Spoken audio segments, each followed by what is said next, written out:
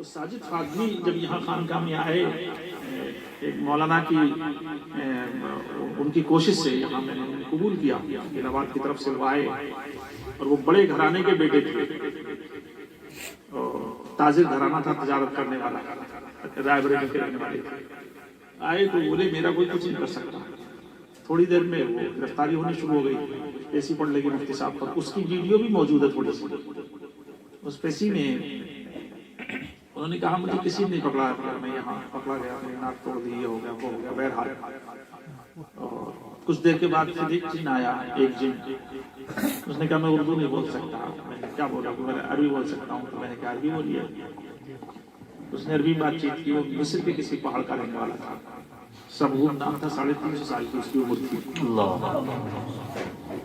मुफ्ती साजिद फातमी को थोड़ी सी वीडियो दिखा दी गई, वो मेरे कदमों पर गिर गए, मुझे अपनी गुलामी में लीजिए, पूरी जिंदगी आपसे दूर होना नहीं चाहता। अगर वो वीडियो नहीं देखते तो उन्हें क्या पता मेरे ऊपर क्या हो रहा है। बोले पूरी जिंदगी में आपकी गुलामी से नहीं, आप मुझे इजाजत दें, जब मेरा दिल करे मैं खाने का। वो वीडियो देख करके दोस्त लगी। फिर उन्होंने मुझसे एक बात बताई कि 40 साल वो इतने रोए, मेरा पैर पकड़ लिया। उन्होंने 11 रात के बज रहे थे, मैं उनके लिए चाय लेकर आया, चाय बहुत पीते थे, तो पैर पकड़ लिए, पैरों पर सर रख दिया। बोले मैं 40 साल से मेरा एक भाई गायब है, 40 साल से उस भाई का आज तक कुछ पता नहीं चला। जिन्नात की मैं आपको बता रहा हूँ कितना जुल्म करते हैं। वो बहुत खूबसूरत भाई था। एक लड़की मिस्र की इधर टहलने आई थी, वो किसी रास्ते पर खड़ा हुआ था, जिनकी शादी हो गई, ये मुझे तो इसी से शादी करनी है। घर जाकर खाना पीना छोड़ दिया कि मुझे वही लेकर के आओ।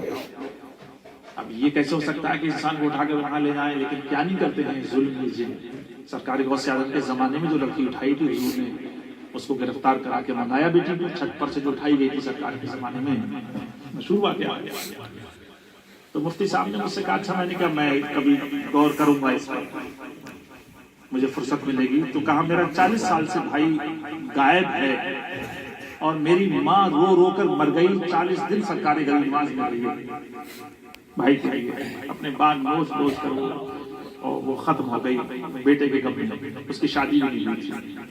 अब मैं सोच में था, तो मैं कहीं सफर से आया था 7-8 दिन के, तो जब मैं आता था इतना वो खुश होते थे, इतना खुश होते थे, बेहद खुश होते थे। जैसे ही मैं आया फिर उन पर एक दिन सवार आकर हुआ, उसने कहा मैं माजरत चाहता हूँ, हम लोग बहुत शर्मिंदा हैं आपकी बारगाह में आए हैं। और मुफ्ती साजिद फातमी का भाई जो था वो हम रायबरेली से उठाकर ले गए थे 40 साल का। तो तुमने क्यों उठाया था? तो कहा हमारी भतीजी थी, हम लोगों ने उठाने की सलाहियत नहीं थी, एक वजीफा पड़ा, अपने अंदर ताकत पैदा की, फिर मुझे उठाकर ले गए और हमने जाते ही उससे निकाह कर दिया। उसके बच्चे हैं, वो भी जिंदा है, बहुत कमजोर है, बूढ़ा हो गया है। तो वो क्यों आए यहाँ भाग कर, उन्होंने क्यों बताया? इसलिए उन्हें लगा कि अब हमें गिरफ्तार किया सकता है, मारा जा सकता है, पहले जाकर बता दिया। तो मैंने कहा नहीं, मैं उसको बुलाऊंगा नहीं, और मैं बुलाऊंगा तो तुम लोगों की नहीं मानूंगा, मैं उसे बुलवा सकता हूँ। अल्हम्दुलिल्लाह फैजान सरकारी गौसे आज़म है, सच तो सब कुछ उन्होंने बताया। अब वो अगर यहाँ उनको बुला लिया जाता तो इतने ज़ईफ़ थे, उनकी ईमानदारी कौन करता? सब लोग खत्म, माँ बाप खत्म हो चुके थे, ये अपने साल में।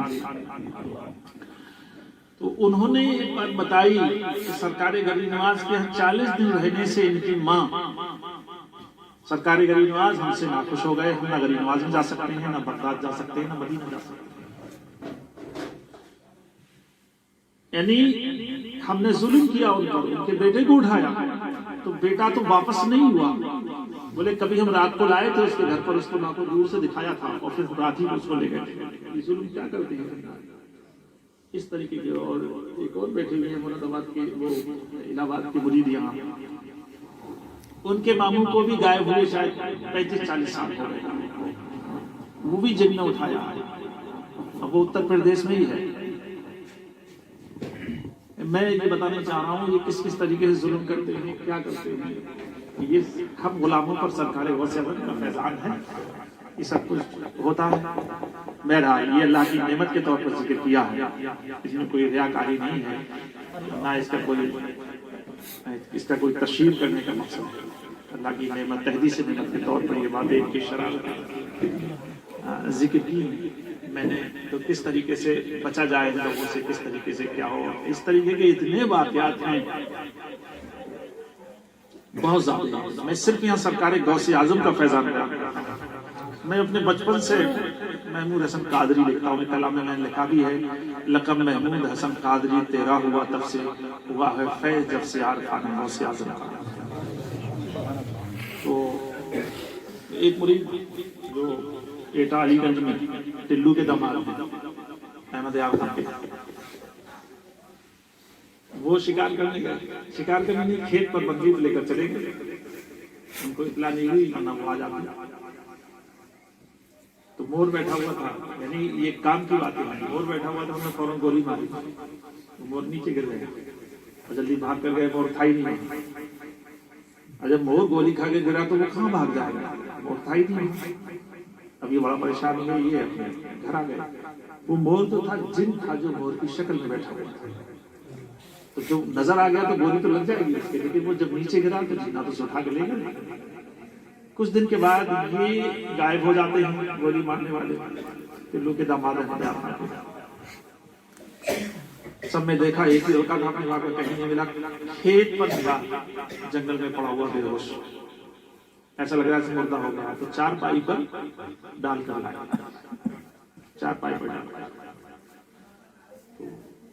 बड़ी बुरी हालत। अब ये सब समझ नहीं पा रहे। डॉक्टर ने देखा, कुछ कहा कि इसको कुछ बीमारी नजर नहीं आ रही, क्या बीमारी नहीं है, तो ये न बोल लिया है, ना आँख खोल लिया है। तो पैर पकड़कर रो रो कर उन्हें माजरत मन्नत समाज की कि भाई जो भी है कुछ बता दिया जाएगा, मुझसे कोई गलती हुई है। तो वो उठ कर बैठा और बोलने लगा, उसके ऊपर सवार था। उसने कहा मेरा लड़का इसने मारा था। कहा मेरा बेटा तो बीड़ी भी नहीं पीता, इसने तेरा बेटा कहाँ से मारेगा? तो कहा इससे पूछ, अभी ये होश में आएगा कि इसने गोली मारी थी नहीं मारी थी। तो वो होश में आया थोड़ी देर के लिए, पूछा कि तुमने कभी मोर की गोली मारी थी? कहा मैंने खेत पर मारी थी, लेकिन वो गोली लगने के बाद मोर नहीं मिला था।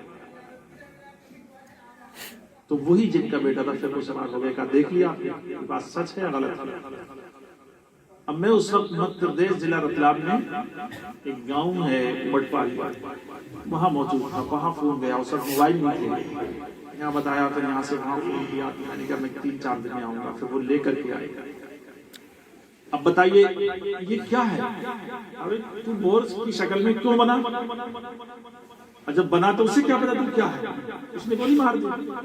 ये जिन्नात जो होते हैं, इसमें जो नेक अच्छे होते हैं वो बहुत नेक होते हैं, इस वली भी होते हैं जिन्नात, आज भी वली है जिन्नात, इतने मुत्तकी परहेजगार हैं, उनकी बेटियां वलियां हैं, आज भी दुनिया के अंदर हर जमाने में रहते हैं। लेकिन ये गलत जो जमात के जो लोग जो हैं, मैंने कहा ये तो मेरा मुरीद हो चुका है भाई, इसने जो मारा है तो वो टिल्लू के लिए भी आई फौरन के, वो वैसा आ गया है। तो मैंने कहा वो मेरा मुरीद है, और मेरे मुरीद को नील गाय हिरन और जो भी मिलेगा मेरा हुक्म है कि वो मार कर खाए, मैं देखूंगा। उसने चीख पुकार मचाना शुरू कर दिया कि वहां पे बोल दिया अल्हम्दुलिल्लाह वो ठीक हो गया, आज ठीक है। वरना उसने कहा हम इसे जान से मारेंगे, छोड़ेंगे नहीं। मेरी जिन्नात की इसी तरीके से एक सांप मार दिया दिल्ली में, एक बहुत बड़े मुहद्दिस ने, एक बुजुर्ग थे, आलिम मुफ्ती थे, वो सांप था जिन, उठा के ले गए लोग, मौलाना साहब को उठा के ले गए, मौलाना साहब तो गायब हो गए, वो अदालत में पेश कर दिया। अब वो साहिब इल्म थे, जिन्नात की अदालत में पेश किया गया, तो क्या आपने इनका बेटा मारा? कि नहीं मैंने नहीं मारा, इनका बेटा वालिम दीन थे। उन्होंने कहा मैंने इनका बेटा मारा ही नहीं, मैंने सांप मारा। यानी बताने का मकसद ये है, इनकी ऐसी खोपड़ी अंधी होती है। अरे तू सांप की शक्ल उसके सामने क्यों आया तो इंसान तो मार सकता है, तो उठाकर ले गए, कुछ भी कर सकते। तो जो काजी था, जैसे अपनी अदालत में मुकदमा चले, जज ने फैसला किया कि भाई शरीयत की रोशनी में इनने सांप को मारा था, इसे पता नहीं था कि जिन है ये क्या है। इस तरीके से वो गरीब उनको दिल्ली पहुंचाए।